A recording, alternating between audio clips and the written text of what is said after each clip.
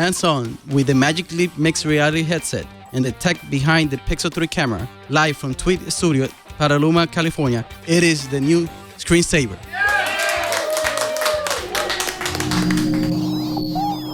Netcasts you love.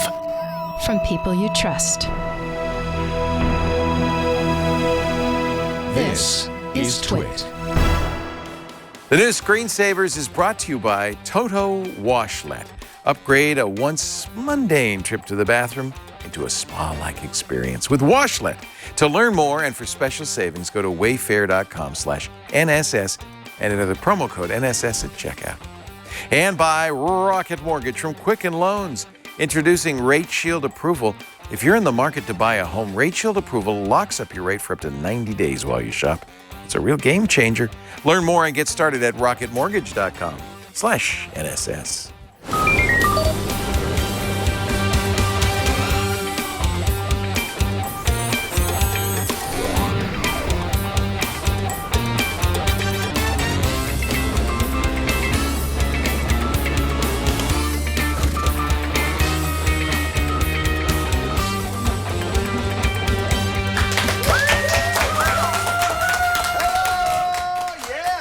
David from New Jersey, and welcome to the new Screensavers, episode 178 for October 13th, 2018. I'm Leo Laporte. I'm Megan Morrone. Careful with that axe, Eugene. That is, what happened to your hand? I was trying to punch you. Oh, no, I wasn't trying to punch you. I remember that. I was running, and I tripped, and I fell on my pinky finger, and it broke. And is this the new thing that kids do instead of signing casts? They do multicolored tape on If it? by kids you mean Burke, then yes. Burke said, I can give you some flair there. Can I take my gaffer's tape? And nice flair, Burke. So, yeah, it's quite nice. And then it's not as rubby here either. So Isn't that amazing? It really is. So how long are you going to have that on?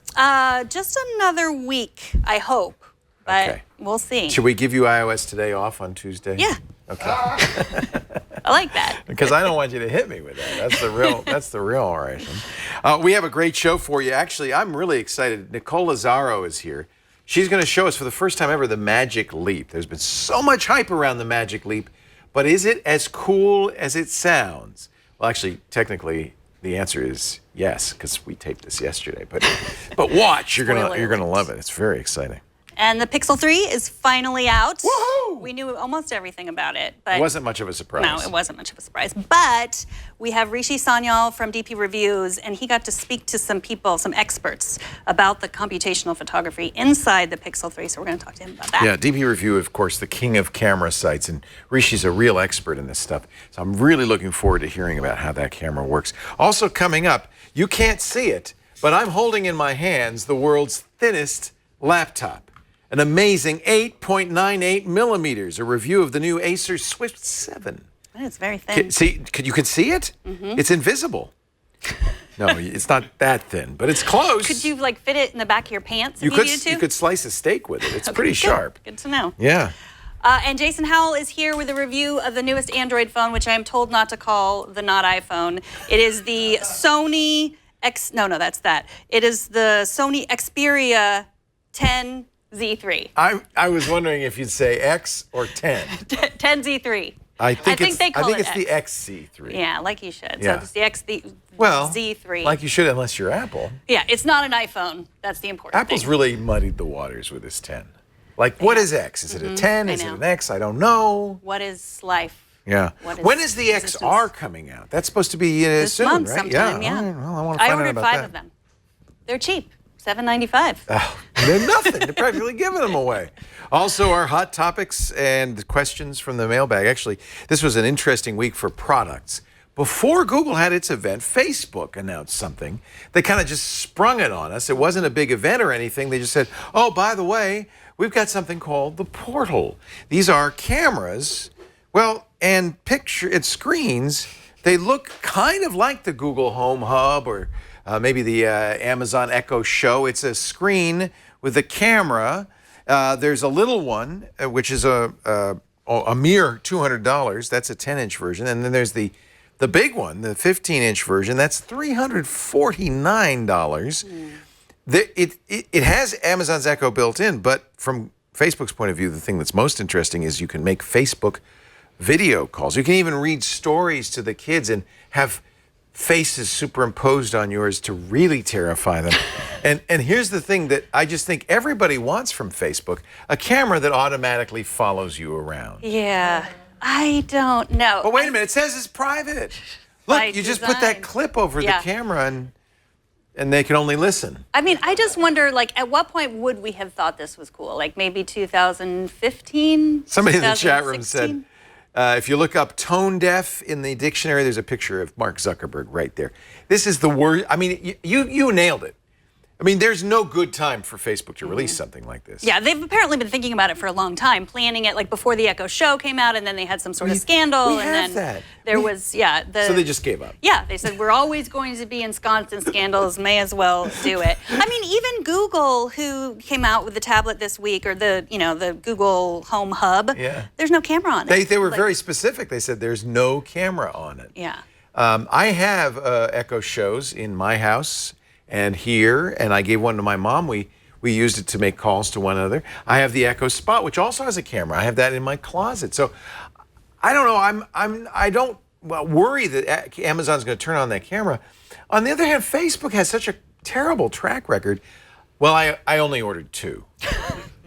Well, because you save $100 if you order Yes, two. I did. So you just saved $100 on 2 things you absolutely do not want or need. And worse, I had to reactivate my Facebook account to buy them because they only work with Facebook. The good news, I didn't need to buy 2. I thought, I'll have to buy 2 so I can call. But you see, there's Grandma scaring the hell out of you as the 3 little pigs. But you actually could call Facebook directly or Facebook Messenger, so I really didn't even need to. It's not too late to cancel. They don't come till November. Maybe I will. But do you think that we're maybe thinking of this in the too geeky perspective? Like, I guess I should have asked my mom if this was something she would want. Ask her if she'll buy them. I'll sell it to you cheap. Okay. Or not even my mom, because she's on the techier side, but like just anyone who still loves and spends all day on Facebook, regardless of what they've done. That's the interesting question about Facebook. I know there are many people, like 2 billion people that spend all day on Facebook. But is there anybody in that 1.5 billion people that loves Facebook? I think a lot of people hate Facebook, but you don't have a choice. It's like, well, that's where my family and friends are. I'm going to use it. I have to use it. But I honestly don't think people love Facebook anymore. Maybe some people do. Do you love Facebook? Facebook doesn't love you. They love your data. They don't love you. So that was one big product announcement. The next day, Google had its event, and they announced absolutely nothing we didn't already know about. In fact, if there was any surprise in the announcement, there was stuff that was leaked that didn't happen. Like there is no dual boot Windows machine on a Chromebook. They didn't release a Pixel Book 2, but they did release the Pixel 3X and L and the Pixel 3, which is not this, but looks exactly like it. They did release a pink version, which I'm told is quite lovely. It's called Not Pink. That's the name They of it. did release a pink version, not pink. I like pink, and I'm kind of upset that they're calling it Not Pink as if there's something wrong with pink. Like, Google, what's wrong with pink? Well, I It's read okay to like somebody pink. on Reddit said he went and saw it, and it's actually opalescent. So I don't know. Maybe I should have ordered the pink. I ordered the not black. There's also not white. Apparently, the word "not" means something different to Google than it does to the rest of us. The thing that's most interesting about this, of course, Pixel 2 had some problems on the XL with the screen. People who've seen it say it's much better. There's a lot of new features, but the most interesting thing always with these is the camera. And we're going to have a great report from DPReview in just a second about this camera. What else did they review? So this Home Hub release. This Home Hub. I want one of those. It's only $150. It's interesting because this is not the first Google Assistant in a screen. Lenovo's made one. There's one JBL, from JBL, and there's one to come, I think, from LG. But interestingly, the platform that those 3 are using, Android, is not what Google's using here. It's basically a glorified Chromecast. They decided to do something completely different. No camera. That might look like a camera. That's not a camera. It does have Assistant. They really pushed the fact that Photos ties to it, so you can have it as a photo frame. And you see how they're positioning it as a kitchen appliance or maybe as a bedside kind of clock radio thing. Yeah, I like it. I mean, I think this is going to do great in the holidays because $150 is something you can imagine buying. And for that was their someone. focus. They wanted Yeah. to get the price as low as possible. That's one reason there's no camera. It's also a much smaller screen than you think. It's a 7-inch device with a 6-inch screen. It's a little baby. It's tiny. Yeah, it's adorable. Yeah, I ordered one. We'll get it whenever. Actually, did I order it or I put myself on the wait list? I can't remember. No, I did order that one, and so we'll get that as soon as that comes out. We'll also have a Pixel 3. So by next week's Screensavers, we'll have some reviews of that. They announced something else that will be available later this year. Home Hub October 22nd, the Pixel 3 and 3 XL October 18th. Later this year, so they only are waitlisting it, a new Chromebook, the Pixel Slate, starts at $600, but that's without a keyboard or a pen. Add the keyboard for $200, the pen for $100. Now you're a little closer to $900. So that's around the same price as an iPad Pro. Yeah, with a pen, if you added a keyboard and a pencil to the iPad Pro. No headphone jack, thank you very much. What's wrong with Google? Dual speak. Even the iPad has a headphone jack for crying out loud. Like At least for the time being. 8-megapixel front and rear cameras. This is Chrome OS, but of course now Chrome OS, if you have enough horsepower, and this definitely does, will do Android and Linux command line apps. So it's a pretty capable system. I didn't order it, but I might if you tell me I should. Oh, there's also a fingerprint reader on this, which solves a problem I think with a lot of Chromebooks, is that you have to use your Google password to unlock a Chromebook, unless you have an Android phone to unlock it. And that's a fairly long, in my case, a fairly long, complicated password. I don't want to make a Google password, monkey123. So it's kind of a pain to log in. With a fingerprint reader, it'll be a little bit easier. Look at that keyboard now. Now, there'll be other companies making keyboards, including Bridge, but this Google keyboard has round keys. They say you're more accurate with round keys. Not as many inadvertent keystrokes with the corners gone, but it does look a little, I don't know, do you like it? I like the look of it. I read some reviews of people who had hands-on at the event, and they really liked it. Yeah. Yeah, people seem to like this new stuff from Google. So we'll have we'll have it all. We'll have it all. And I mean, if I'm going to buy the Facebook portal camera that follows you around, I'm going to buy the Google Slate. They also have a Qi charger because the Pixel now supports Qi charging. Bought that too. That also will work with your iPhone, I noticed. Yeah, it's a standard charger. Although it looks like, and I'm not sure, we'll have to try this, the Google phone, when it's on that charger, does something different. It does kind of like the Google Home Hub. It does a little photo show and stuff. Well, it also will, if you have a Nest Cam, I think it will automatically show that. up. Yep, I'll try that. We'll have a full review of all these products. But right now, I thought it'd be great to go to an expert. DPReview Science Editor Rishi Sanyal got a chance to talk to the product manager of Google Camera, got a chance to play with the Pixel 3 XL cameras, both in New York. And I guess you went to San Francisco and got to play with it there. Welcome, Rishi. Hi, thanks for having me. It's good to see you again. It's great to have you on. I wanted to get somebody who really knows cameras to talk about this because, of course, one of the issues with camera phones is they aren't even quite point and shoot. They're killing the point and shoot market, but they're certainly not, prosumer level or better. But Google's pushing this envelope every release, and this sounds like this new one has some features that no other smartphone has done. Tell us about the new Pixel 3 XL camera. Yeah, so I'd just like to, again, thank computational photography lead and distinguished engineer Mark Lavoie at Google, as well as the PM on the Pixel camera, Isaac Reynolds, for giving me the opportunity to meet with them and kind of step through all the technology. Just got a really nice fundamental understanding of what's going on. So there's a bunch of exciting new features. I think that we could start with just taking a look at some of the detail that's in these images from the Pixel 3 phone, simply due to what was introduced in the Pixel 2, which is the HDR plus align and merge algorithm. That's essentially, when your camera app is open, the camera is always buffering 9 frames in memory, basically the last 9 frames. And then when you hit the shutter button, the camera will go back to grab those last 9 frames, or the frame from when you press the shutter and then the last 8 frames, and align them all and then average them. And that gives it the advantage of having the noise performance of essentially a sensor almost 9 times as large because you're collecting 9 times as much light. That's really interesting. Yeah. Apple's doing a similar thing with 5 images on its iPhone XS. And of course, Google did this last year. 9 images, but what if things move? How does it, how quickly is it gathering those images? So in good light, it's gathering them at 60 times a second. So it's really, really fast. Okay. In very, very low light, it might drop to 30, 20, or 15, but usually never below 15 frames per second. And then what it does is it breaks the images, every single one of those frames up into thousands of square tiles, and then individually aligns the tiles. So if an object moved from one position of the frame to another, but still looks similar, like it's not like someone has turned their head and looked away while doing those 9 frames that were captured really, really quickly, then it can just move those tiles back, so you can average even that moving subject.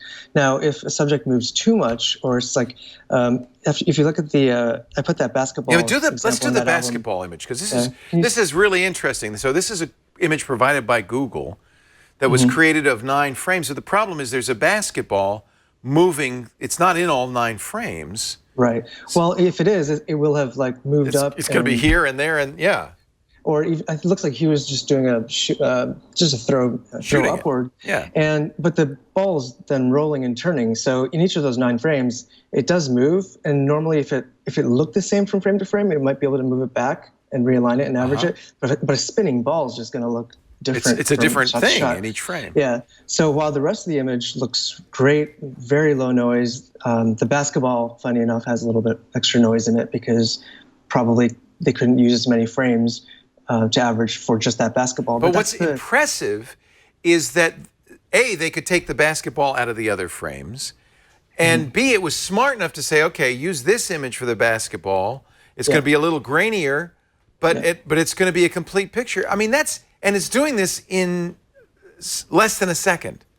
Oh, it's doing it's the last 150 milliseconds that it gets. That's where the 9 frames come from. So it's really fast. So you can really see, and actually there's some graininess on his arms and hands too, which were also moving. Things that move less are going to have higher quality than things that are moving. Nevertheless, you're going to get a complete picture. Yeah. Like for the backdrop, which isn't moving at all, the resolution is much better, isn't it? Yeah. And the important thing is you get this picture the first time. It's not like I've certainly gotten a picture like that, but it takes 100 photos and 10, 15 throws of the basketball. This is just what it does when you press the button? Yeah, exactly. Just their tile-based aligning and merging is just so advanced. And a lot of the cool thing about Google also is a lot of those techniques are published in papers. So you can learn about them, you can develop them on your own. But even it's just like taking pictures of my toddler who's always running around, moving around. I still get fairly noise-free images even of her because within those 150 milliseconds or so, she won't have moved that much and she probably won't look that different. So it'll just realign images of her face and body and get you an image that normally wouldn't. 2-3 years ago, we wouldn't have imagined that sort of a shot from a smartphone. The image looks really crisp, looks really, really good. And if you don't pixel peep too much, you might think, oh yeah, this was shot with a professional camera as opposed to a camera even if you phone. do, go to the shot of the Yosemite at the beginning of the album. So this is your shot, but we're going to show a shot that's actually from Google. But we presume that Google hasn't pulled a Huawei on us and modified these. No, I don't think so. Okay. If you zoom in here, just the level of detail you're getting from a smartphone camera is it's incredible, and it's largely due to that align and merge of 9 frames. So what they're doing really is not so much improving the smartphone camera to make it a better smartphone camera, but make it more like a DSLR. Exactly. They're trying to overcome the limitations of the small sensor. And it's really smart. Now, DSLRs and larger sensor cameras would also benefit from this if they want to stay that much further ahead. That's what I'm wondering. I mean, are we seeing this kind of computational photography in full-frame sensors? Not yet. There are some companies and cameras that do some computational methods, like Panasonic's got 4K mode, where it's constantly taking 4K movies, essentially, and you can go back and choose the best frame. It's kind of buffering. Right. It has be a lot harder to do movies with 942 megabyte images. Well, yeah, exactly. And the other thing is, you can do pixel shift on the A7R3, right? And that removes the need to demosaic, gives you more detail. Right. But funny thing about this is, as you get to larger and larger sensors and more professional cameras, I would love to see these techniques in it, but the need for them, it's a little less if you already. That's right. Yeah, if you have exactly these things really need it, and once these catch up to good enough, and in many cases they already have, then then you won't have to carry your big camera around with you. In fact, the next thing we're going to talk about is how they've now improved their buffering and their HDR plus algorithm to actually be able to hold more than 9 frames in its buffer. It can actually hold up to 15 frames now. And if you just think about, just mathematically, based on sensor size, if you're averaging 15 frames from this size sensor, all else equal, that should give you the total amount of light capture as an APS-C camera would get you. So, and since noise is mostly determined by how much light you've captured, it'll be very interesting to see if this can actually, give you images better than Micro Four Thirds or approaching APS-C. We'll be able to test that soon in our When does the 15 image kick in? Is that a special feature? Yes, so that's the super res zoom. So this is new in Pixel 3. The super res zoom it kicks in the camera app. If you just open it up and you hit this little zoom, can you see this? Yeah. Or if you start pinching and zooming. So this has always been a limitation of smartphones. If you have a good camera, you can put a good lens. It'll zoom optically. Camera phones have always had to zoom digitally. That's basically blowing up the image, which means it's going to be pixelated. Right. This isn't doing that, though.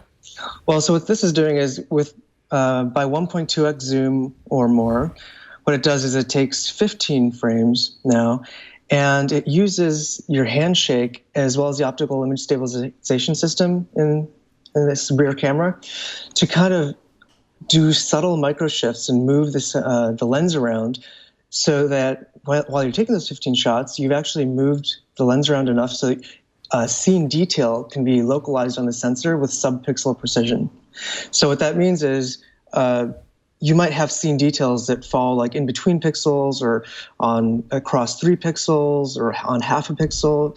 But by moving the lens around and shifting the image on the sensor by tiny, tiny increments, you can basically sample the world much better. And this is a technique known as super resolution. It's been known for a long time. What the software then does is it takes those 15 frames and then again aligns it. And when you do that alignment, they actually do it at a sub-pixel level, at a much higher resolution than this simple 12 megapixels of the sensor. So when they do that alignment, they're able to extract sub-pixel detail, which means that you can get more detail, even though you're typically with digital cropping, you lose a lot of detail. But by looking for sub-pixel detail, you can make up for that to a certain extent. And the other really cool thing is all these cameras still have bare color filter array on them. That's not every pixel records every color. You've got these pixels that are red, then green, then blue, and you have to kind of mathematically figure out what the actual color is for every pixel. But this super resolution technique actually removes the need to demosaic because they can basically sample red, green, and blue at every single pixel location, since they've moved the lens around and sampled every scene element behind all 4 of those color filter array pixels. So they don't even need to demosaic, which itself leads to increased resolution and decreased noise. So the iPhone solves this by having a second optical lens. Yeah. Yes. That's going to be a better solution than any computational solution, isn't it? Well, Google's claiming that this 2x zoom on their phone is comparable to 2x optical zoom. Wow. But I would think about it this way. What about all the other zooms in between, like 1.2x or 1.4x or 1.5x? You're going to have to do that on traditional devices using a digital crop. But on this, if you actually pull up my image that I shot this morning on the roof, that's a 1.2x zoom. So the first is a super resolution image, and the next is a non-super resolution version. So you can see with that smaller levels of zoom, there's a significant increase in detail as well as a decrease in noise. So if you go to the forward 2 more, you can see in some of the shadows, that's the super resolution image. And if you look at the gutter and the shadows on the siding, they're much more noisy here than in the previous shot, because super resolution by doing 15 frames gets you subtler detail, and also the extra frames lowers noise even more. But you wouldn't necessarily notice that unless you had both of them. You have to kind of pixel peep too. Yeah, but I think the point here is that every single enhancement is just making the actual image quality of the camera that much better, right?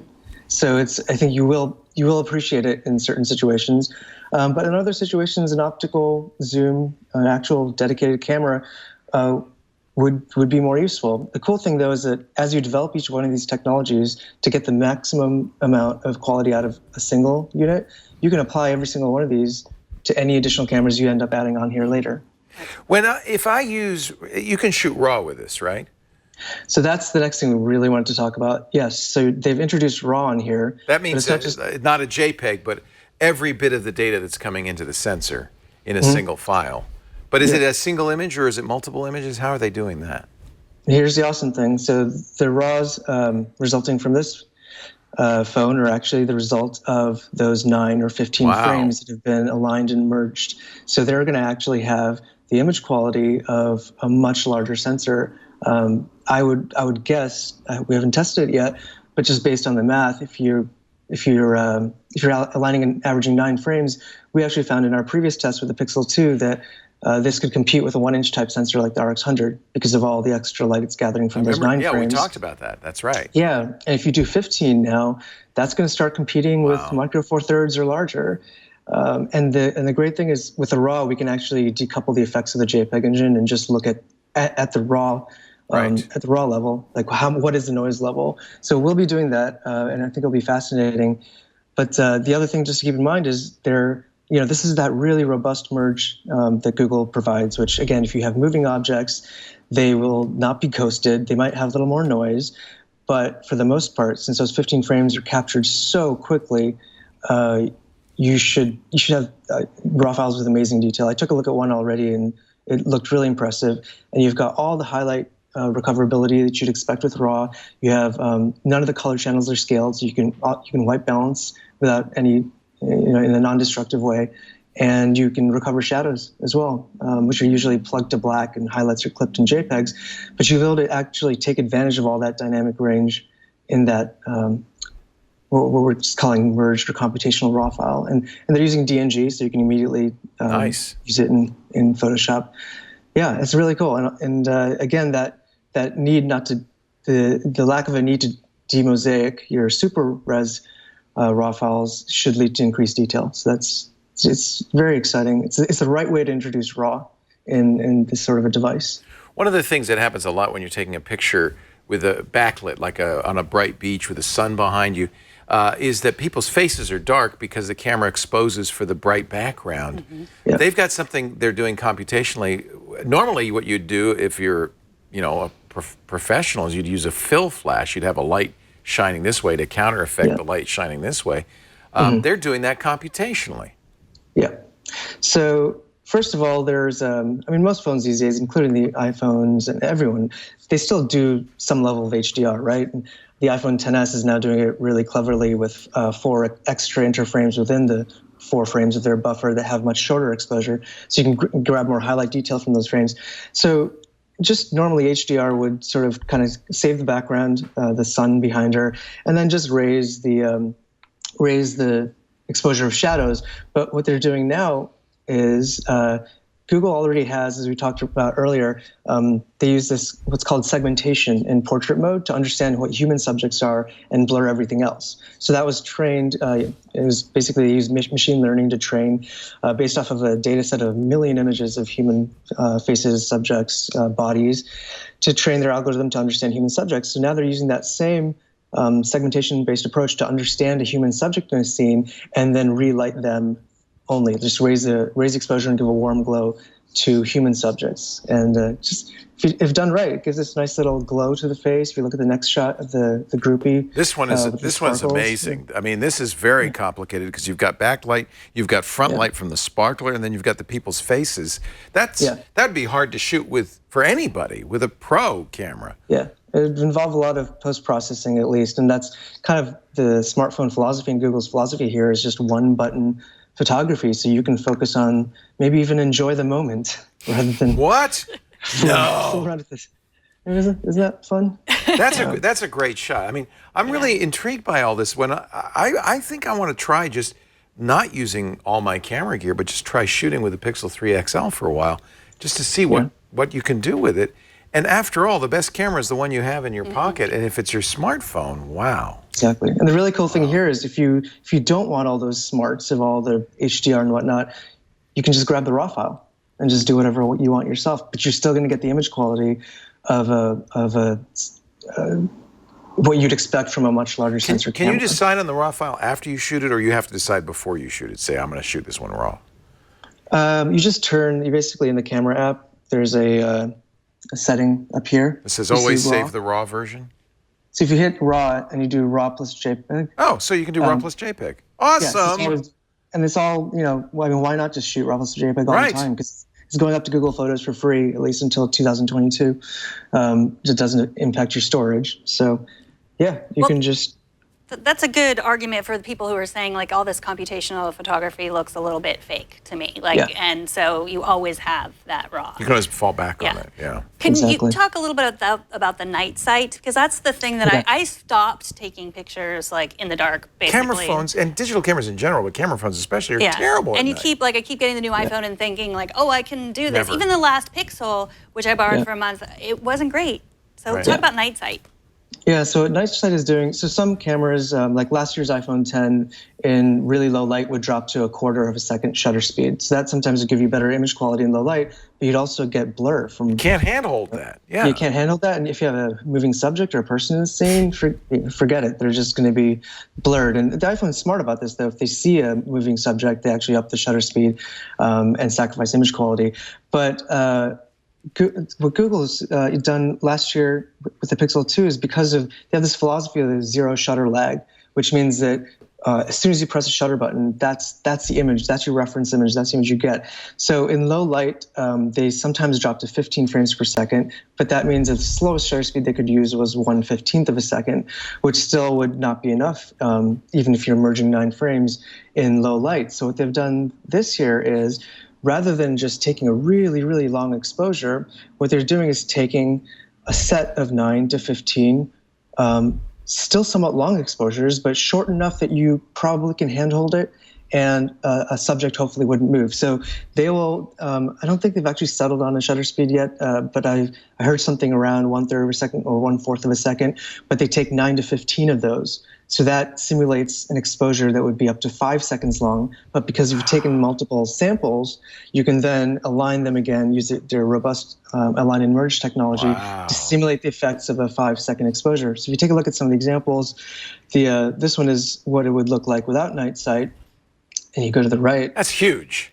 Yeah, you get a lot of. If you zoom in, there's going to be some loss of detail, obviously, but it's not bad at all, considering that. I mean, this was taken in complete darkness. Wow. And if you were to use a normal camera to do a 5-second exposure, you'd just get blurred subjects. But again, by kind of doing it in a staccato fashion, by taking multiple exposures that are like 1/4 of a second each, then hopefully you can handhold 1/4 of a second, maybe 1/5 of a second, and have subjects stay still. But then you take 15 of those, and then you get what's equivalent to a 5-second or more exposure. That's also good for kids if they're not allowed in the park after dark. They could just take. Mom, it was the middle of the day. Can't you tell? Hey, show the next one because that's even more dramatic. This one. So that's a normal front-facing camera. That's what you would get. And this is the selfie cam. That's what I find interesting about this. Yeah. Look at that. And so 2 things happened here. One, they switched to the groupie cam, which is a wider field of view, so you can get yourself and your friends.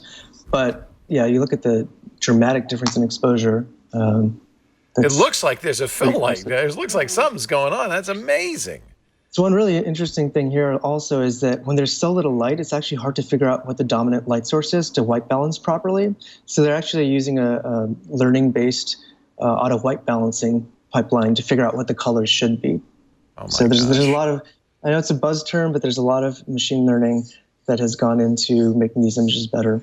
And by the way, and this is a big issue with digital photography and even film photography, which was often tested and designed using Caucasians, white faces. Often people of color just disappeared. And if you look at that image again, you've got 3 different skin tones, all 3 rendered perfectly. Perfectly. That says a lot right there. I mean, that is truly remarkable.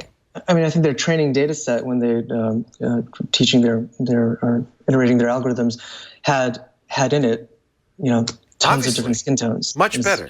Much better. So it sounds like Google can upgrade this stuff too over time and plans to. Is that the case? Yeah, and some of these features might actually come down to the Pixel 2 as well. In fact, Night Sight is actually not available yet on the Pixel 3. But yeah, the funny thing is this is all updated all the time. So you can actually just get, we'll look at next with the portrait mode enhancements. You can just get enhancements just downloaded over firmware because they just iterate their algorithms over time. So it's very different from traditional cameras. So this is what I wanted to talk about next is the improvements to portrait mode. If you go back left one, you'll see that the railing is still in focus, even though it's in the background, while another part of the railing is not. But if you go to the next shot, the railing is uniformly defocused. And so this is an example of a subject that's a little further away.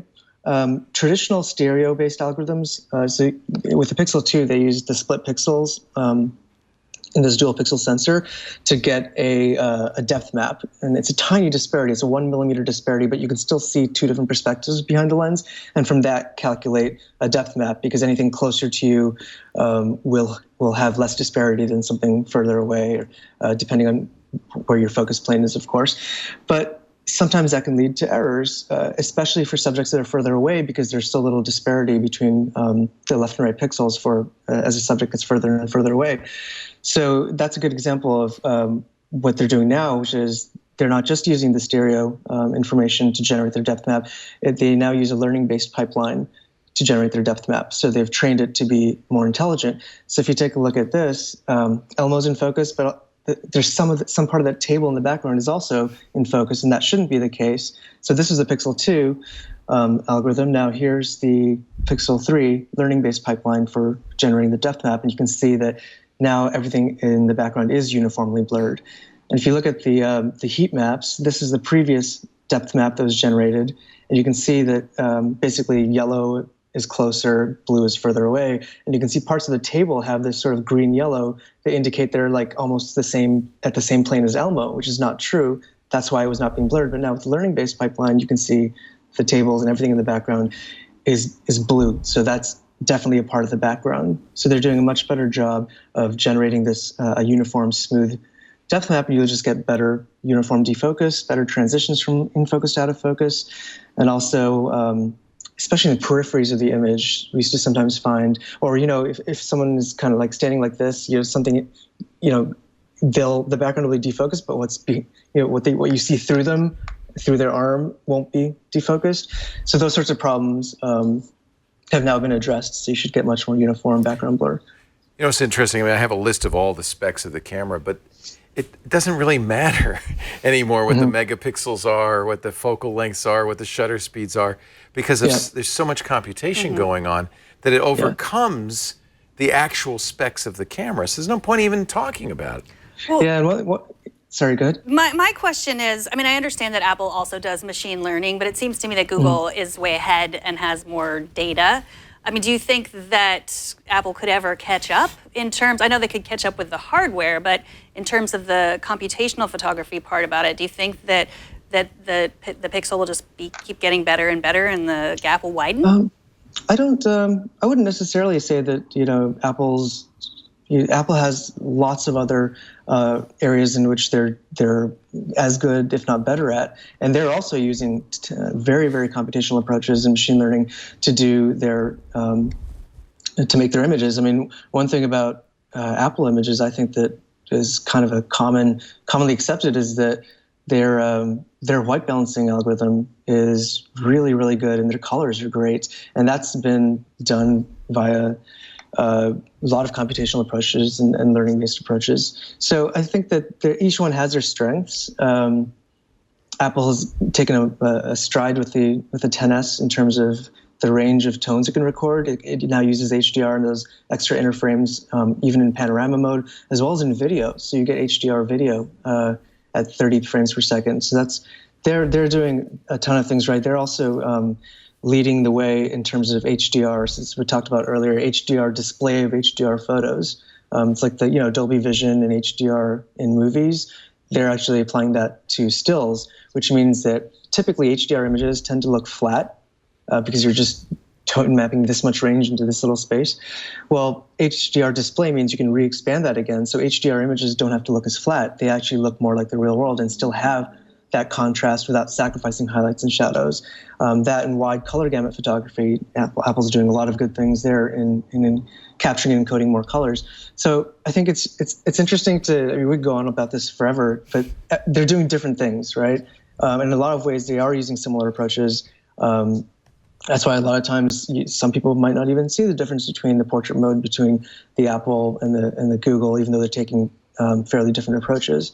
So I think that's a more complex discussion to be had, and one that's a little more nuanced, because they're both doing really good things, and I think we'll continue to see really awesome things coming from both companies as well as other companies. We all benefit. That's the beauty of the competition. Rishi, I want to thank you so much for your time. Rishi Sanyal is the DPReview Science Editor, and I know that you are working right now to get an article up on this, and that more will come and lots of information. I want to see all the tests. I want to see head-to-head, and I know DPReview will do that all. Thank you so much for joining us. Yeah, we're working on it. Well, thank you for having me. It's thank you. Always good to be on here. My pleasure, Rishi Sanyal. And go to dpreview.com. And I'm sure over time we're going to see, this is something that's so interesting to everybody in photography, and I'm sure we'll see a lot more of head-to-head comparisons, things like that. And the interview that he did with those Google engineers is up there too. I watched it. So if you want to hear even more about what the behind-the-scenes are doing. Very nice. Before we get to, this is a jam-packed show. In fact, you know what I'm thinking, Anthony? I think we should defer our review of this Acer until next week, because we got a whole lot more to take a look at, including the Magic Leap, which everybody's been so excited about. It's been so hyped for 5 years. We're going to have one in studio with us. And by the way, I'm going to, just for the occasion, dress up a little bit more, put on a nice jacket and so forth. But first, before you dress up. Before I dress up, I might want to visit my Toto. That's your toilet. That's I have a name for my toilet. Honey Bear. Honey Bear. I love. You know, have you used our toilet? You have used our Totos. I have used your toilet, yes. We have Toto wash lists. So this all started with Alex Lindsay, who got, everybody who goes to Japan comes back saying, among other things, you won't believe the toilets, right? They're like smart. They do all this stuff. And Alex Lindsay, I think, came back from Japan so much in love that he bought a Toto washlet, which is the state of the art in these high-end, high-tech toilets. He's been telling me for quite a while, you got to get this, you got to get this. Finally, over Lisa's kind of, not objections, because I can't do anything if she says no, but she said, I don't know. I said, look, let's just try it. We can always send it back. Not really. I don't think you can send the toilet back. But anyway, I told her that. So we got a Toto in our master bath, and it blew my mind. We liked it so much. Guests like you would start going into our bathroom, so we got one for the guest bathroom. And then Michael, our 15-year-old, said, well, what about me? So we now have 3 Toto washlets in the house. It will change. It's an instant upgrade to your bathroom. And it's, by the way, not nearly as expensive as you might think, because you can add it to your additional toilet. You can get a seat. Basically, it's a bidet toilet. So let me tell you some of the features. And every one of these will be a little bit different. If you go to wayfair.com/NSS, you can see the list of features depending on which one you get. Auto open and close lid and seat. So you come in. Let me kind of walk you through the process. You walk into your commode, and the toilet seat rises to greet you. Rises up to greet you. Like the sun. By the way, I don't get in trouble anymore with the wife, because when you're done, it closes automatically. So in fact, the whole point of this is it's touchless. You don't flush. It's touchless. You could walk in like this, and walk out like this. It's kind of amazing. The seat is heated. So imagine, it's a chilly day, and you sit down, and it's like comfortable and warm and welcoming. It's like you wrapped yourself in a towel straight out of the dryer. It's like that kind of nice warmth. Or if it's hot and you don't want to have it in the summer, you can turn it off. You totally control it. So with the touch of a button, a wand extends from under the seat for a soothing warm water cleanse. And it is, at first, it's a little, maybe you jumped a little, did you, when you first tried it? Mm-hmm. But after a while, once you know it's coming, you kind of get into it. Mm-hmm. And you're clean. It really works. No toilet paper. You wouldn't, I mean, you wouldn't wash your dishes with a paper towel, right? True. Right. The automatic deodorizer circulates the surrounding air over a filter to neutralize odors. Some models even feature some cutting-edge features like the pre-mist, which spritzes your toilet bowl before use. Afterwards, models with the e-water plus electrolyzed water will also spray your toilet bowl, helping keep it clean. Night lights, remote controls, on-demand water heating so you don't run out of water. And of course, you're reducing toilet paper, you're helping the environment, and frankly, your hygiene is 100 times better. And by the way, your friends are going to love it. More and more people are coming to these. This is the best thing that ever happened to your bathroom, the Toto Washlet Toilet Seat Bidet. Check out wayfair.com for a variety of different models, wayfair.com/NSS for more information. And by the way, if you use the promo code NSS for new screensavers at checkout, you're going to get special savings when you're making your purchase. I got to tell you, I know everybody giggles when I talk about this, and I probably, when we first got it, talked about it a little too much. But we love our Toto Washlets. You will love your Toto Washlet. So, what a great Christmas gift, a holiday gift. Get it before Thanksgiving so family and friends will be shocked when they And grateful. and grateful That's what afterwards. I go, Thanksgiving wow, is that all was about. nice. Can I come over tomorrow? Wayfair.com/NSS at the promo code NSS at checkout. We thank the fabulous folks at Toto for finally, we've been pressuring them to buy ads for so long. That I love this thing. Please let me tell the world about it. Thank you, Toto. Toto Washlet at wayfair.com/NSS. Hey, everybody. I know I'm dressed differently because we recorded this yesterday, but we wanted to record it because it's very special to get somebody like Nicole in studio. Nicole Lazzaro is the founder of XEODesign. For years, she's been consulting game designers on how to make their games, what would you say, more interesting? More fun. More fun. It's a safe word. There you go, Nicole, fun. welcome to the new Screensavers. It's great to have you. Awesome to be here, Leo. And she bought a magic box with her. This is a very nice case. Is this inside here? This looks like this came from your trip around the world in 1920. Is there something inside here we should... I don't know. Do I look? Is there a rabbit in this hat? Inside this is, look at this. She made a perfect case for the Magic Leap headset. Magic Leap has been so hyped over the last 3 or 4 years. Lots of investment. Lots of people who saw it couldn't talk about it except to say this is going to be a revolution. It's augmented reality, or what Microsoft calls mixed reality. And I've been skeptical. But I have to say, before the show, you let me play with it, and I'm less skeptical. This is pretty exciting. So go ahead and tell us a little bit about this. Great. Well, this is the Magic Leap 1. It's the Creator Edition. Yeah. So this is, essentially, it's the developer kit. You're not going to be wearing that when Magic Leap comes to market. Well, not this one, but it'll be a new It won't look version. this goofy, is what I'm saying. That will be up to them. I don't know. I don't think I can't try it on. I don't think it actually looks that goofy. What's neat about this? This is neat. Like, look at this. This is really cool. It's actually, it really feels like next generation design if you've tried the HTC Vive or the Oculus Rift, because go ahead, you better do that thing. Okay, yeah, I'll do that thing. So you just I have open it a up big like head. this. Yeah. Okay. That's all right. And you tilt the Just put it glasses on your just nose. slightly forward. Yeah. And then you do that. Okay.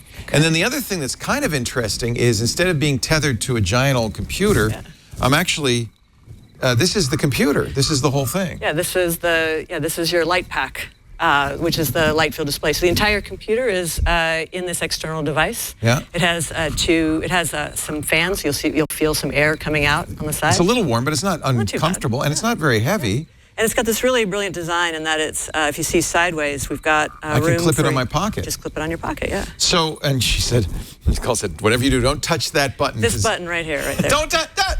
Because why? Because if you touch that button, then we'll whole have world to... goes away? Yeah, the whole world goes away. You come back to reality. No, it's a 5-minute reboot, so we don't want to do that. Well, first of all, I can see you. I can see you. Oh. So this is augmented reality in the sense that I'm like wearing sunglasses with some stuff superimposed on top of it.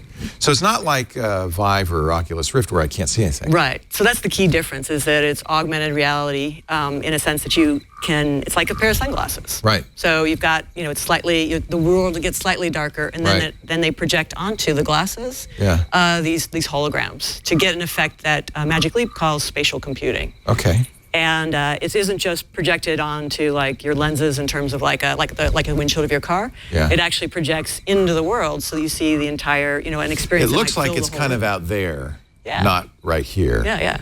One of the things I don't like about Vive and Rift, they make me a little queasy in just a couple of minutes. And there's debate over that. You mentioned latency, like the screen image doesn't quite keep up with your head turn. That would be one reason. They fixed that pretty much, though. These are very fast now. Resolution, maybe, that's part of it, because you've got screens right up here. They're not 8K. But I always thought that it was an issue of the difference between your focal distance and your converging distance. In the real world, when you look at something, your eyes converge, they move in, and you're physically, it's this far away, and it's focusing this far away, and they match. Right. Yeah. And our biology is designed that if they don't match, you ate some bad mushrooms, throw up. Right? Well, and the emotion is disgust. You can actually measure that by the crinkling of your nose. Yeah.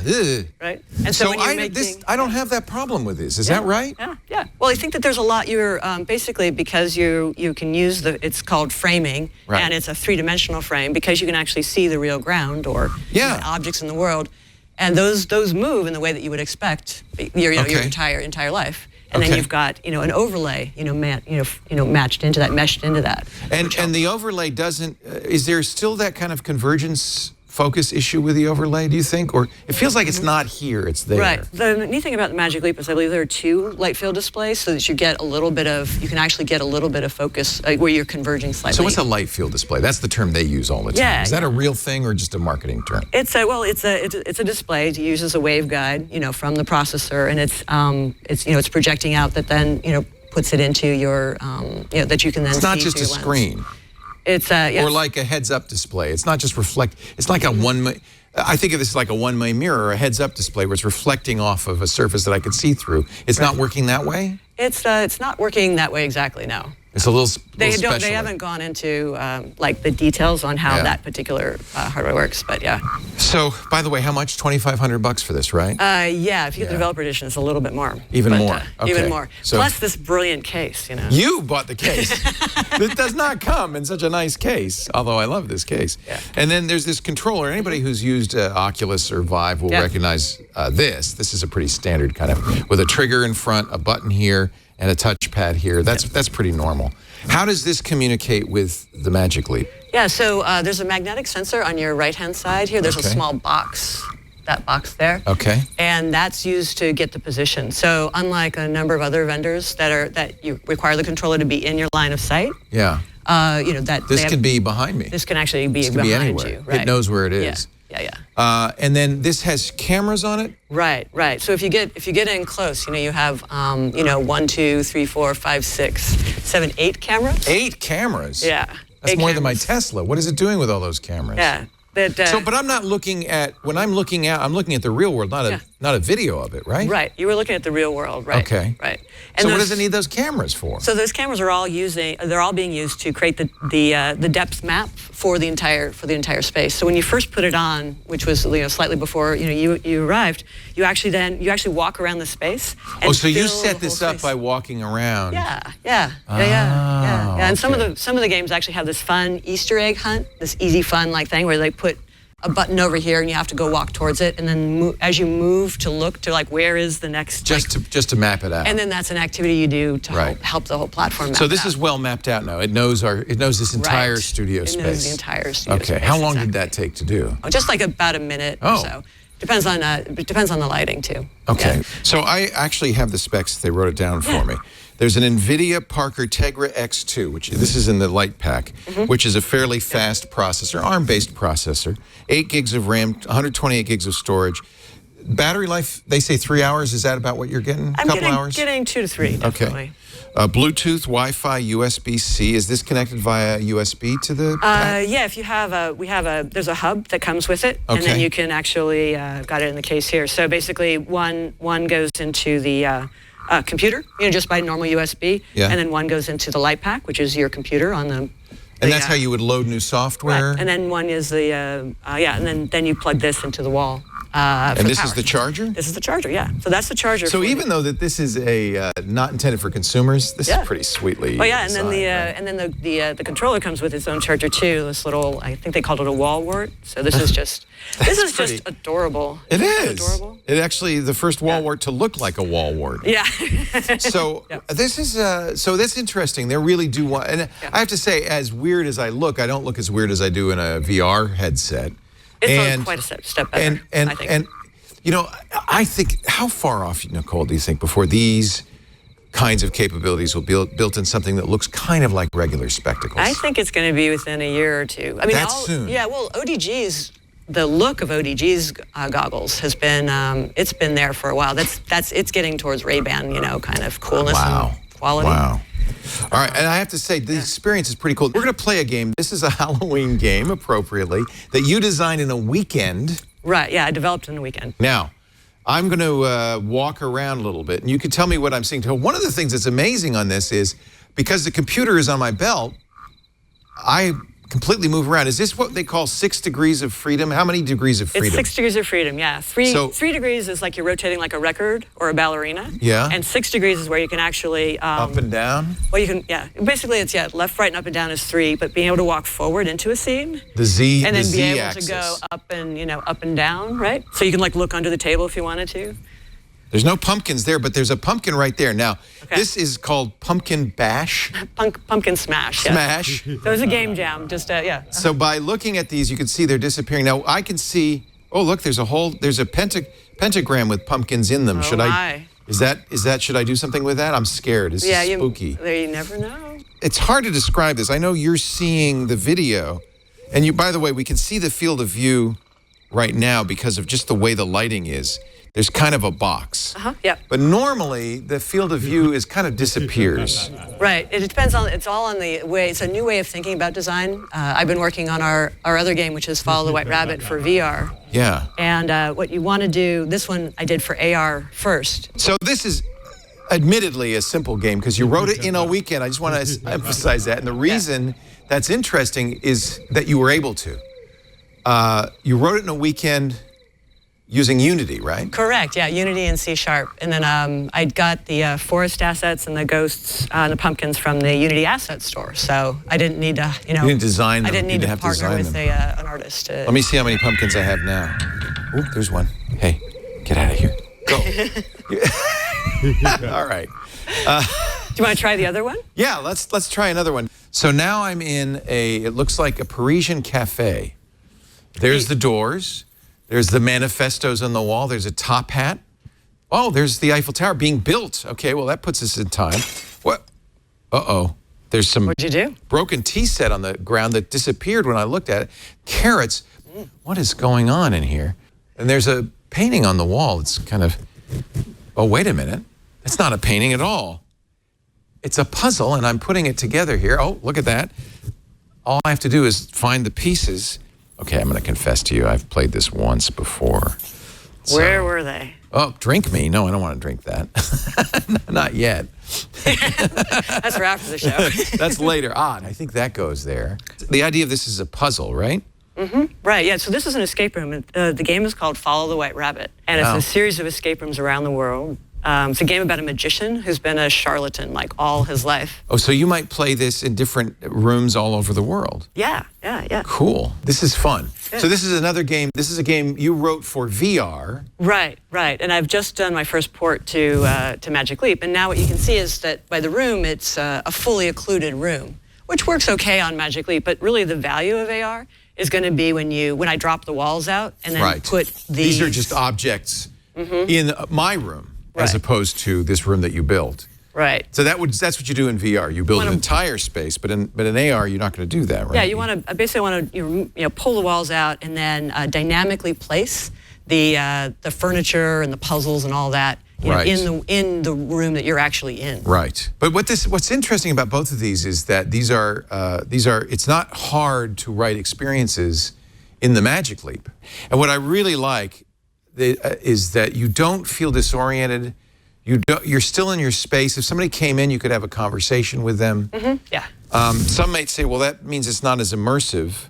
And well, just certainly imagine like having two people, two Magic Leaps, and then we're both solving this puzzle room together. Yeah.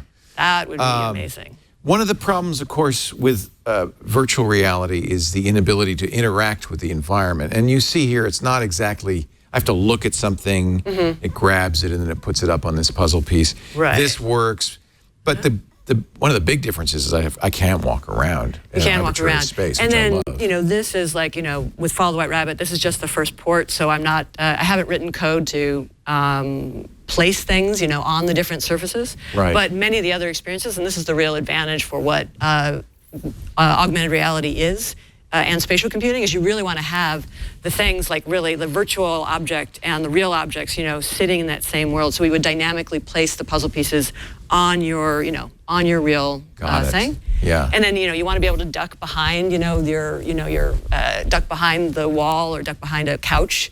Or so have I could look behind this and not have seen it until I look behind it. Exactly. And that couch is real. Yeah. It's my couch in my living room. Well, then but there's something behind it. We put a puzzle piece like underneath on this the bottom table. surface on the table. So you have to look at the bottom of the table, and then you can pull it out, right? And that's why Microsoft calls this mixed reality. It's mixed reality. Real reality. Yeah. Well, and that's why Magic Leap calls it spatial computing.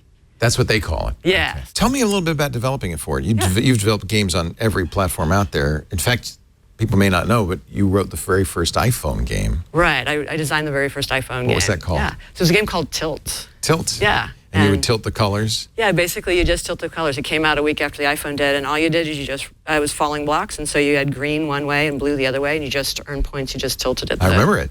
So you're no stranger to writing on a brand new platform. Right. How hard was this to write for? It wasn't hard as to get something out that was quick and easy. Yeah. So I haven't opened up the gesture API. I haven't done dynamically placed stuff. There's a lot more. There's a lot more. It's down that rabbit hole.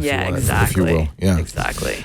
Have you worked with the HoloLens at all? Have you done anything with the HoloLens? I've done a little bit of experiments. I haven't shipped an app on HoloLens. But, Do you have some sense of the difference in developing? The path to me was a lot more intuitive on the Leap. They're starting from scratch. I mean, HoloLens is basically a Windows product. Right, and it has a very Windows sort of feel. So if you're in enterprise, developer in enterprise, you'll probably feel a little bit more home. At home.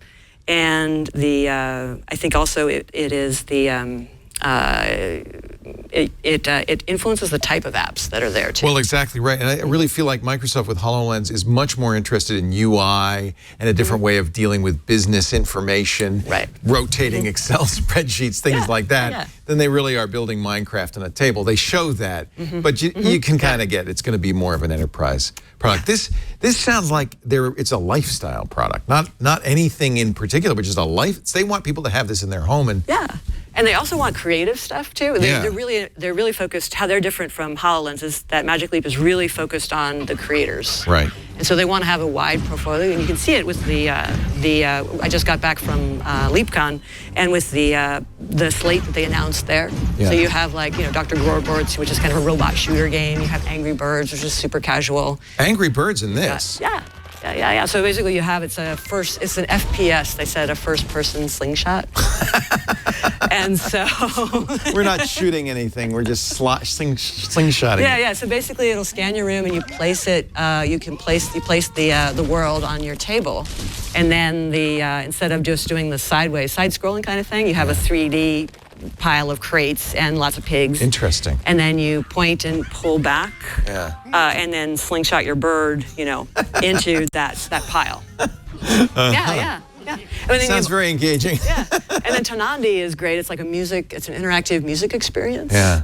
And so it just turns your whole world into this like underwater kind of wonderful, sea ambient stuff with beautiful jellyfish and seagrass that grows up, and then you can interact, schools of fish that you can See, I almost think that's maybe the most interesting use of this is kind of non-traditional gameplay, more experiential stuff. More experiential stuff on one hand, and then also, I mean, mixed reality is really about, it's a box of crayons, right? Right. It's got, no matter whether you were in games or film, you know, we've always had a box with 3 crayons, you know, a red, a green, and a blue. Yeah. And you've created great experiences, but with mixed reality, you have a 4th crayon, which is depth. Interesting. Yeah. And so I argue that if you're not able to play the experience on depth map alone, then you really aren't, you know, mixed reality. And I think a lot of games that have gone on into VR headsets have been simply, okay, the menus are 3D, but it's still basically the same game. Yeah. And so this is very interesting. Yeah. So it's experiential, but I really want to emphasize is that you want to really, as a designer, you want to rethink, well, how is it that I'm actually moving through the room? This is lightweight enough, and then with the pack on you, you kind of almost forget that you're wearing it.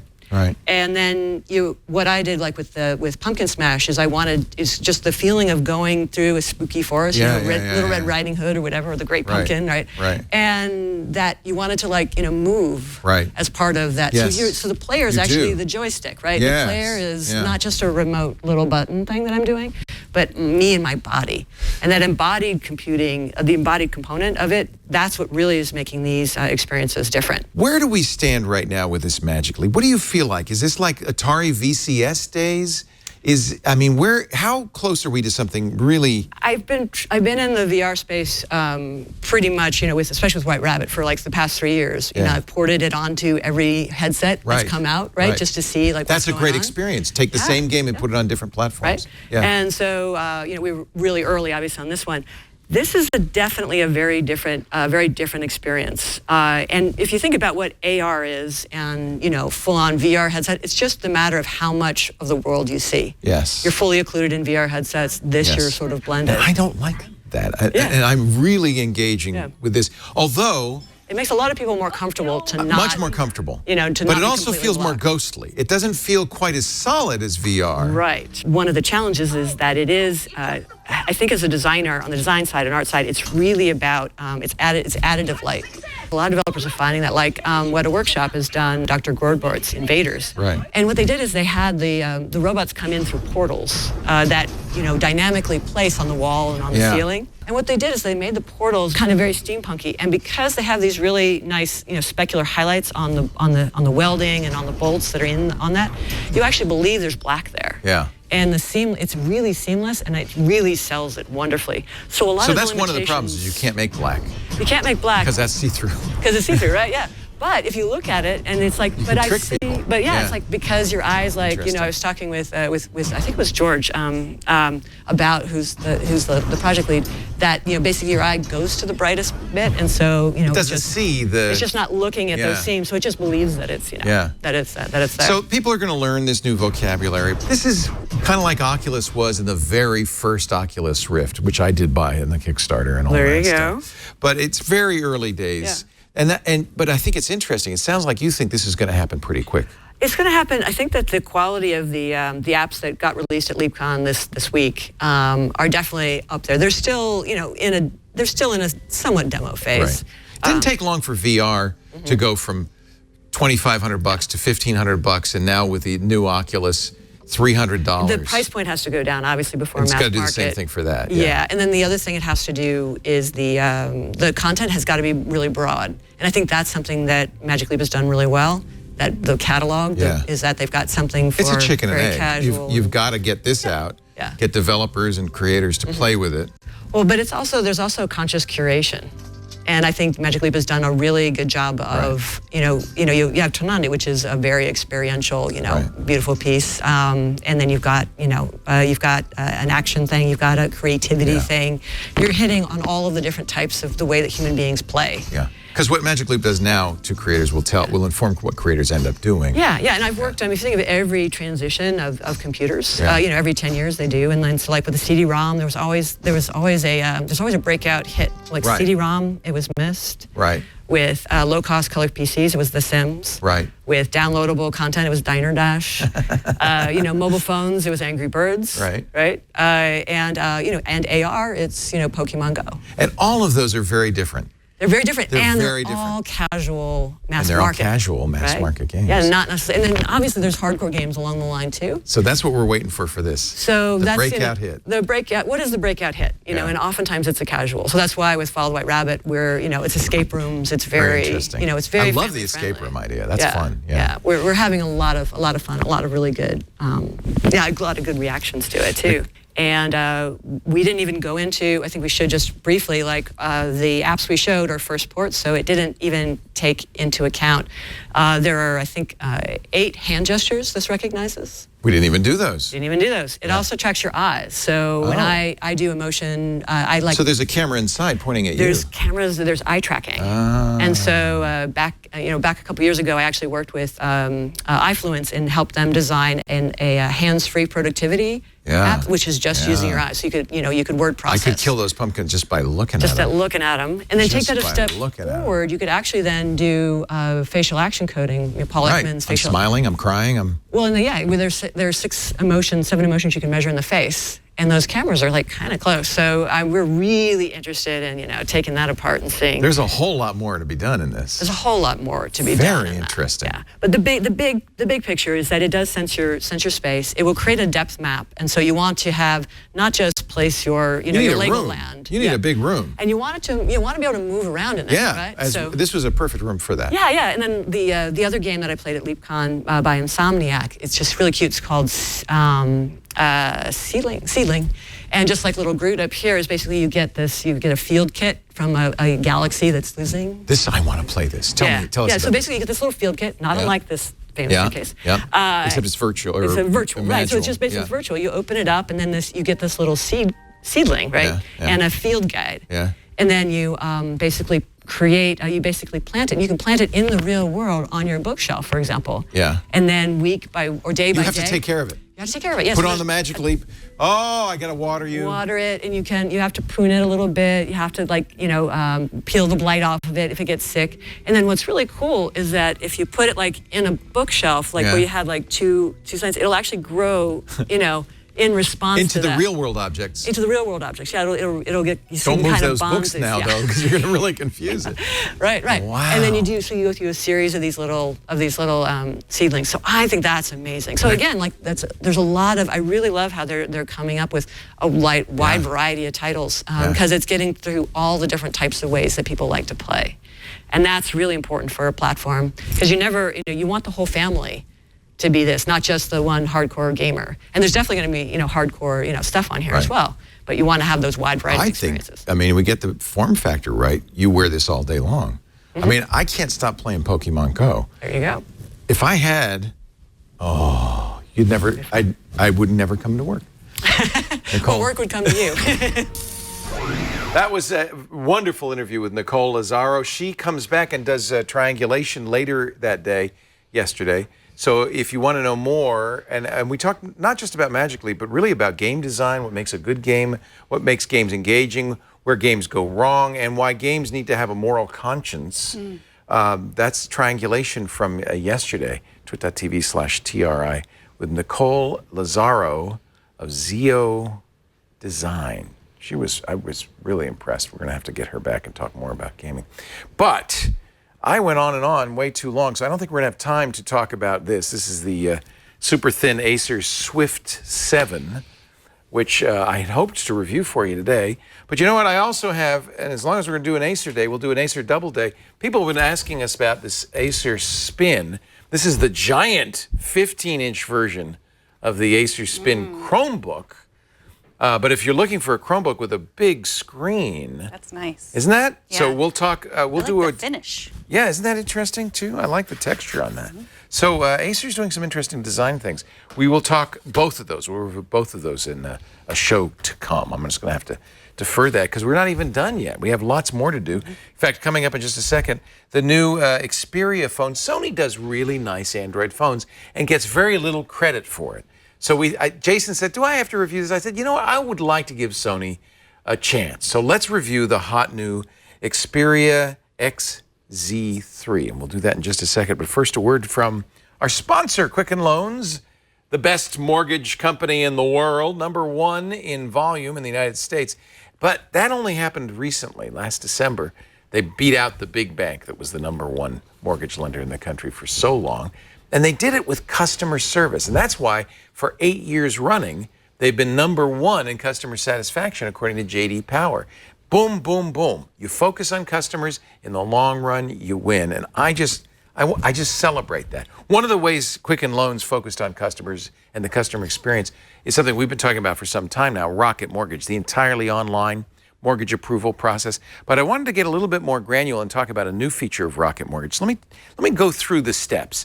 Normally when you get a home loan, and you probably know this, you go to a bank, you fill out a long application, they send you home with homework. You got to find pay stubs from previous jobs and statements from bank accounts you closed long ago, stuff that you probably don't even have. You're going to have to call people. It's a lot of work to put all that together, and then maybe they'll get back to you in a week, a month.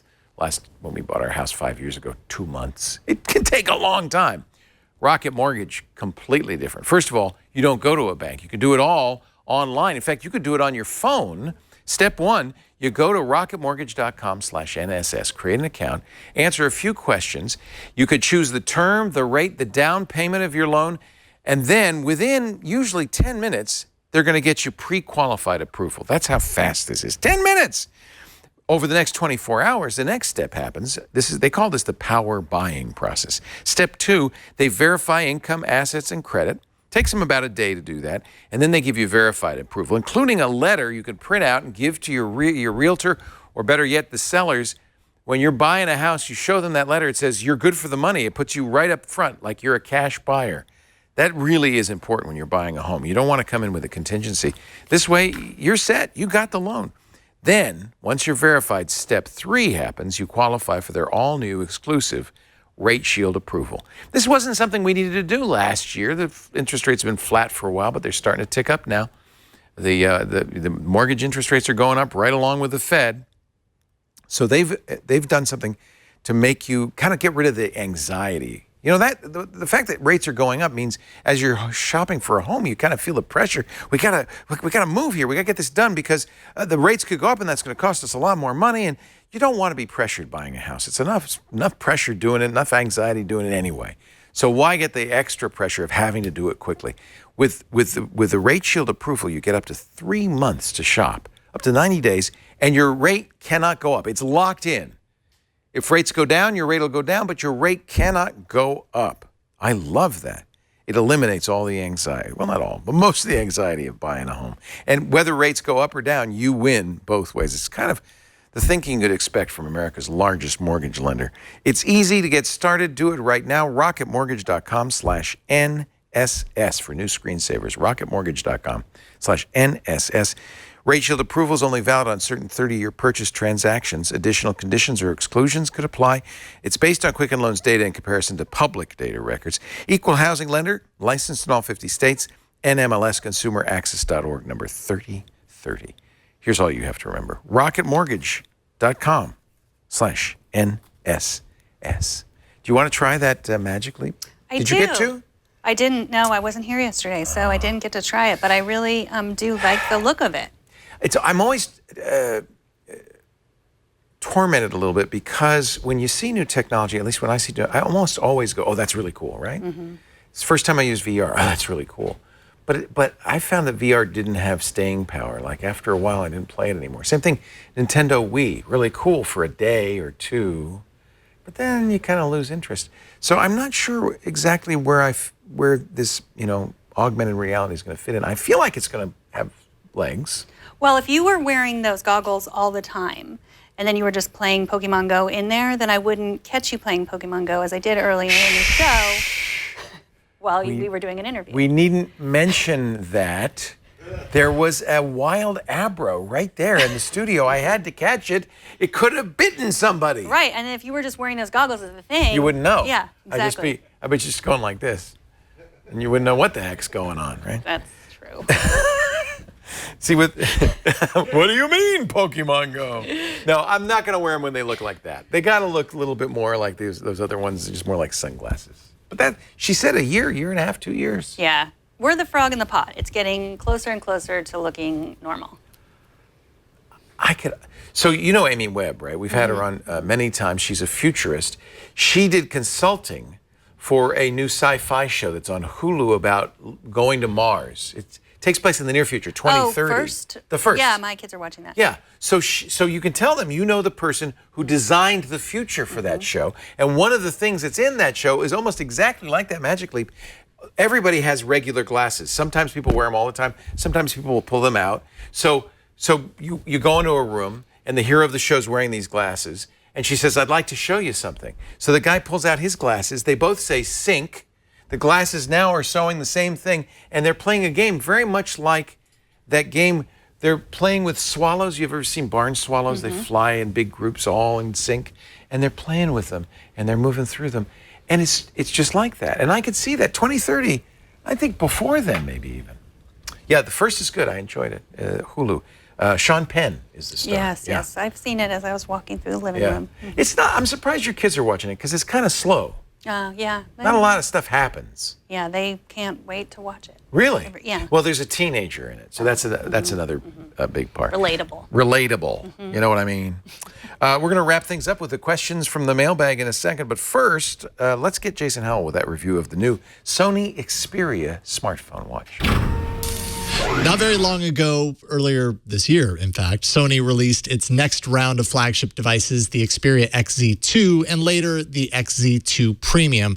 I actually reviewed the XZ2 Premium on All About Android episode 381. That was just back in August. So I will admit that I was a bit surprised to see Sony announcing the upcoming release of its new big flagship device, the Xperia XZ3. 2 major flagship versions in 1 year. Not bad for Sony.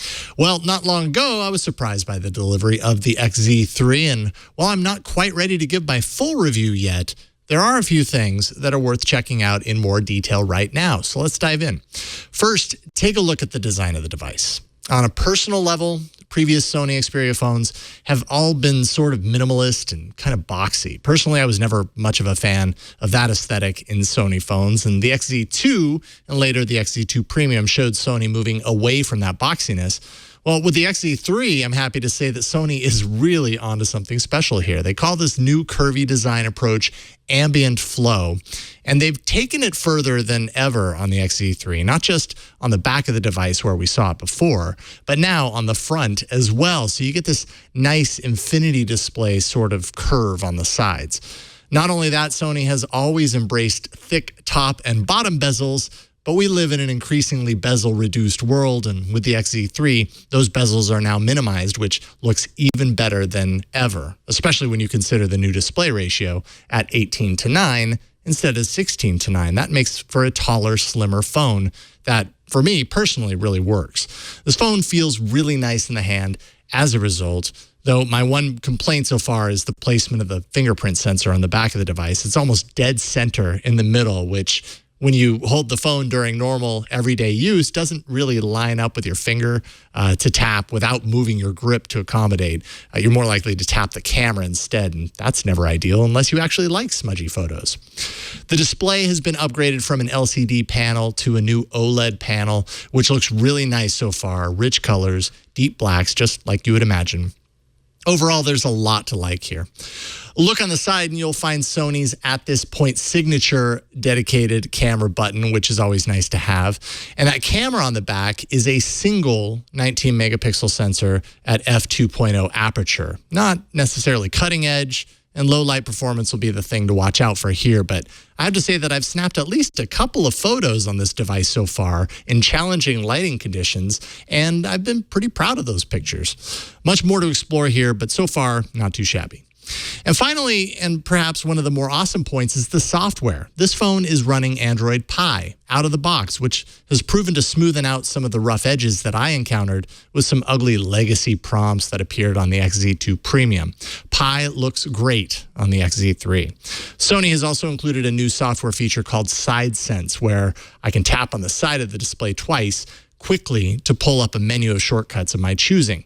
It's a nice feature, though it does kind of strike me as odd in that it's really hard to do this single-handedly with a hand holding the device, doing the action itself. It's kind of reminiscent of the squeeze for assistant feature that you find on Pixel phones and other HTC devices, except that it relies on the tapping of the edge of the display itself and not the frame of the phone. So that almost ensures a user utilizes their other hand to do the tapping.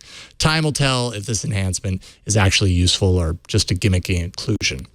Overall, though, at this stage, I'm pretty impressed. I've wanted to give more time to Sony phones, and this is the first one in quite a while that has impressed me to this degree. The Sony Xperia XZ3 is set to go on sale in the US on October 17th for $899.99. I'm Jason Howell, and you can catch my full review of this device in just a couple more days on All About Android here on twit.tv. Thank you, Jason Howell. It's funny, I feel like, oh, poor Sony. They get no respect for their phones. They put all this work into them, and they just get no respect. Yeah. So you let them use it for 2 weeks, and that's the respect that you get. But honestly, it really is an iPhone, Samsung, and maybe Google Pixel world, isn't it? Maybe. Well, the Pixel is not a huge seller. It's really honestly in the U.S. Samsung and Apple. It's true. But I would like to make Google in there because I think those Pixel 3s are pretty cool. Yeah. Let's get our mailbag in here. Oh, thank you. Nice. You're strong, stronger than you look there. Record push. Well done. What's your name? Mark. Mark from, I'm thinking Boise. No, actually Minnesota. Minnesota. It's next to Boise. Yeah. Sort of. Thank you, Mark. Thank you. Out of the way there. I'm teasing you, Mark. Normally I catch it, but I thought it rolls really easily. It does. Pick an email, any email. Notice we're both wearing our hook and loop. I really like that. That's my favorite band. It's the sweatpants of watch bands, isn't it? Honestly, that's what Renee Ritchie called it. It's so comfy. It is comfy, but the fluoroelastomer is more casual, I think. It's not that it's casual, it's that it's comfy and that, it's Velcro, so it fits any size wrist up to a point. I know. I have had, it would not fit this wrist. See what I'm saying? This wrist, so I'm having to wear it on the other hand. I like it. I'm building and is that up the new this muscle. Series 4? Do you like the Series 4? I love the Series 4, yes. It is the new Series 4, and I love it. Yeah, me too. Me too. Yeah. I haven't fallen yet, though. I haven't fallen with it yet. Yeah. So. If only you'd had that watch. I know. It's true. It was one week early. Take it away. Not all the way to Minnesota. Just you can leave it there. Email number 1 from Frank in Pennsylvania. Hi, Megan and Leo. Hi. Oh, boy. I found a few VHS tapes I would like to preserve. I found a few DVD recorder VHS combo devices that seem rather costly. I purchased one on eBay, and it was junk. I think if I can output the VCR to my iMac, I would just archive directly to the computer. That's true. What adapter is the most compatible for my iMac running the latest OS X? RCA to USB? That's about your only choice. I had an old Dazzler. Remember the Dazzler? I remember that. The B-Dazzler? Like for your jeans? Sort of. But it became unsupported 3 or 4 iMacs ago. Thank you, always, Frank from Pennsylvania. Yeah. So Panasonic still makes VCR, DVD combos. That's the easiest way to do it. You push play on the the VHS tape, you press record on the DVR, and it just moves it right over. And then you can put it on your computer. But if you want to control it, maybe control a little bit better the editing and edit it before you burn it to disk, things like that. You're absolutely right, Frank. What you need is something, because the iMacs have USB. I guess there might be Thunderbolt devices, but probably not. What you're going to get is something that will come off of the VHS. Now, if you've already got a VHS player, there's, as you mentioned, a couple of different ways to connect. The RCA jack is usually a composite connector. That's the one with red, white, and yellow. The yellow is video, the red and white is left and right audio. That's the lowest quality you can get. If you're lucky enough to have a little bit of higher quality VHS, you might have a better connector like an S-video connector. If you can get that, that'd be even better. Component would be the next step up. You probably don't have component outputs on a VHS, and you certainly don't have HDMI on a VHS player. So look for S-video. Almost any box you buy for the iMac will have a variety of inputs, probably composite and S-video. Use the S-video if you can. You'll still have to record the audio separately, unfortunately, but that's just the way it works in this game. A number of companies still make them. Probably the best is Hauppauge. There's Elgato, which has gotten out of the business, I guess is still selling theirs. That was really good, and I think a good one to use. But notice there's S-video all the way on the left, and then the yellow, red, and white for composite. This is a good price, $87.99. but notice it's USB 2. For VHS, that's probably okay. I doubt anybody makes a USB 3, but it would be better because you wouldn't have to compress the video so much before digitizing it. In order to get it over a USB 2 channel, you've got to compress it. VHS already looks terrible. Compressing it's probably not going to make it look any worse. So Elgato's a good one. Hauppauge continues to be in the business. It's a good company, but a terrible name. It's an island. It's a town in Long Island. I believe it's spelled Hauppauge.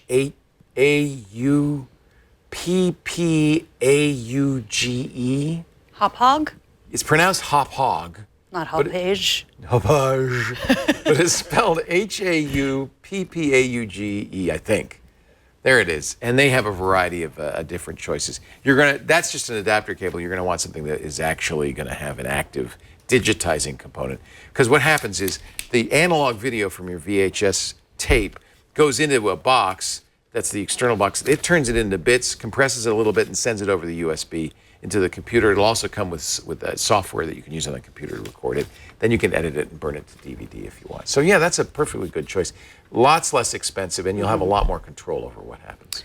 I also, Rich DeMiro was talking about this on his show, and he had a good tip, which is ask your friends and family if they've already done this, because maybe they have that $87 piece of technology. You only use it once. Or like put it up on Nextdoor or something. Like, has anyone done this? And if no one has done this, but people might say like, oh, I want to do that, then you can share, because you're not going to use it after you're done with it. It's not going to have any other use. God hopes you're not going to use it again. You're not shooting any new VHS tapes, I hope. I have a bunch of VHS tapes full of episodes of Law & Order that my husband and I recorded, because we would record it right off the TV. Yeah, it seemed like a good idea at the time. Yeah. It's now on Netflix in a higher ququality, but hey, you got the VHS tapes. But I might want to put that up on Nextdoor and see if I want to, pop that in the machine. Love that feeling, chunk. I had a friend who, I've told this story before, when I worked in the radio station in San Francisco, recorded every episode of Cheers. He had practically a closet full of VHS tapes. And now he can just watch it on Netflix. That's sad. And it's, by the way, much better quality on Netflix than on that VHS tape. And no commercials. And no commercials. We have another email. This one is from Sal. And Sal says, would you happen to know of a good app for multiplication for an elementary level? Thanks. Boy, I wish I'd had this when the kids were young, because I know. I let my children down. I didn't teach them the times table. Not very well. It's not too late. You can still teach them. I know where your son works, right across the hall from me. Abby will never let me, she'll never forgive me for not. My dad, when I was little, laminated the times tables and drilled me, and I tried to do that with Abby. But it was painful for both. And so she never really got them. So this is nice that there's software. Yeah, so this is just called Math Cards. This is the one that I first recommended to Sal, and it's super easy. Let's see, so you just, 9 times 4, what is it, Leo? 52. I don't think that's true. 36. Oh, 36. Yeah. You didn't know. She said, well, 54 is close. I can't do math when I'm stressed. So yeah, then you can swipe that away. 12 48, times 4. Yeah. This is hard, but I know my times table, 16. So you can do them like that. And what you need to do, a kid needs to do, if you're going to go on in math 35, is that should just be automatic. Yeah. You shouldn't have to think. Do you have to think about it? No. It's just automatic, right? Yes. You just knew that was 50. So that's super simple. And so I sent this to Sal. That's as easy as can be. Yeah. And just make the kid do it. Yes, exactly. So Sal sent me this email a long time ago. You can win this iPhone if you finish this game. He had already found a couple he recommended, and this one I remembered that I used with the kids, Sushi Monster. You must have played this. So we did have CD-ROMs. She had Aladdin Math Adventure, but it was too much fun, and I don't think she learned her times tables so much. Yeah, So I almost would rather see the first one. Yeah. Look at that. So this one, you get the monster, and then you have to figure out, yeah. Maybe that looks like fun. It's fun. That would be fun for the whole family. Yeah, I think it would. I'm going to tell Henry about it on Monday. Yeah. Henry's not too late. You can learn your times table. Exactly. So Sushi Monster, and then there's one more that Sushi Monster. These are both free, and then Houghton Mifflin Harcourt. So it's like approved. And this is Crazy Math Flashcards, which has like a fun thing where I can take my picture, and this one's free, but look, then it's me that's in cute. there. Me, so I could do Oh, the which kid would times like table. that, right? Yeah, do I pick a table, and I guess I have to stir, and then pick a game. So there's a bunch of different games here. So 1 times 1 is 1, and... Okay, so this is kind of fun. So it depends on if you think your kid just needs the flashcards or if they need fun in order to do it. What do you think? Do you think you'd learn as well doing this? I don't know. I mean, maybe like you'd use this game when they're even younger, like just when they're really young, before they're even really learning their math times tables, just for fun. Like that's the great thing. Should we keep doing this? The great thing about having iPads and I think I'm done with this now, but it's really fun. You know your times tables. I do, I really do. The great thing about having iPads and iPhones when kids are little, before they understand that there are really like great games like Pokemon Go, you can say like, oh, I have a good game for you. Play this game, Sushi Monster. All the kids are doing it. It's really good for fun. them. It's like the first time you give a kid Brussels sprouts. It's candy. Yeah. It's not good for you. Right. Don't eat too many of these. You'll have a toothache. Yeah, because that stage does not last very long. No. They learn quickly that that you're giving them math. Right about the time they figure out that's not an airplane coming at their mouth. Yes, exactly. Yeah. That's strained carrots. Thank you, Megan Morrone. Thank you came for in on having your me. day off. I did. You got dressed up. You put on a special festive cast. I did. And you did this show, and you didn't have to, but you did, but that's another. I mean, if I wanted to get paid. That's a story for another time. No, I'm really glad you were here. Thank you so much. Thanks for having Please me. thank Marco and the kids for letting us have you on a Saturday afternoon. Oh, well, they were. We appreciate it. Yeah, busy taking the PSAT and the SSAT. Were they? So, yeah. It's that time of year. Now wait a minute. Is Annabella taking the SSAT now? No, the PSAT. The SSAT is the one they take in 8th grade to get into high school. To get into high school. Yeah. The PSAT is the preparatory test for the SATs. So Annabella took the PSAT, and the boys took the SSAT. Well, for your sake, I hope they flunked. Because those secondary schools can really be. Good to know. Good to know. Son, you didn't get in, right. So it's vocational college for you. Yes, and Annabella also took her permit test, not her driver's test. And how'd she do? She passed that one too, unfortunately. I wanted failure all around. Failure I got is nothing. much better in that case. Yeah. Wow, that's exciting. So are you going to teach her, or is Marco? No, he or a professional, not me. I don't even like to drive with you, actually. What? All these years we commuted into Tech I know, TV, but now with the Tesla, you're like, look, no hands. Oh, no, I do a lot of that. Okay, put your head against this headrest because I'm going to step on it. We do the new Screensavers every Saturday afternoon right after the radio show. It's about 3 Pacific, 3 Pacific, 6 p.m. Eastern, 2200 UTC. If you want to stop by and join us, we'd love it. You can watch twit.tv/live. If you do that, be in the chat room at irc.twit.tv. If you want to be in studio, we had a great studio audience. Thank you all for being here. All you have to do is email tickets@twit.tv, and we'll put a seat out for you. You can also download on-demand audio or video of everything we do at twit.tv. In the case of this show, it's twit.tv/NSS. New Screensavers. And if you want to know where we are on YouTube or how to subscribe in your favorite podcast application, twit.tv/subscribe kind of lays it all out for you. Patrick Delahanty did a great job with, like I said, table and all sorts of stuff. Things you can click.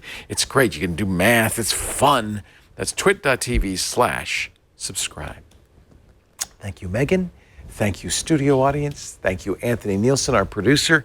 John Slanina, our studio manager. Thanks to our technical director, Alex Gumpel. All these names up. It's just you and me. And thanks to you for being here. We'll see you next time on the new Screensavers. Bye-bye, everybody. Yay!